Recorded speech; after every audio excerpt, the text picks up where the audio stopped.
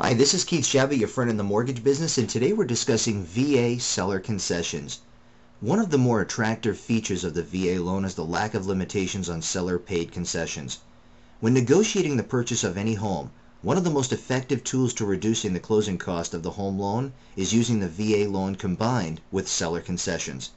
The average home has a total cost anywhere from 3% to 5% in third-party closing costs.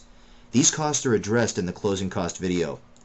By using HUD VA guidelines, the average borrower can save thousands of dollars in buyer-paid costs by having a seller pay these typical closing fees.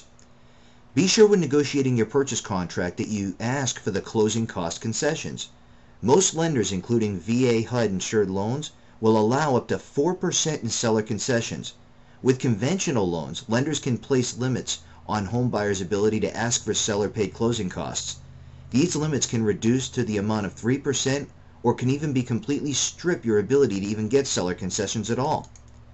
If you don't have the funds to cover these costs, you'll most certainly want to have these fees paid for by the seller when possible. In a buyer's market, you always ask. The worst case scenario is your contract is turned down completely. However, in the typical real estate transaction, the seller will simply counter your offer with what they are agreeable to. Your real estate agent can help you with these types of negotiations.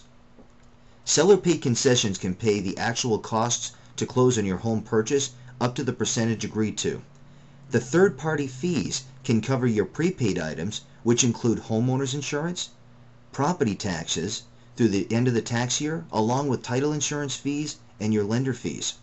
An example of seller concessions is below.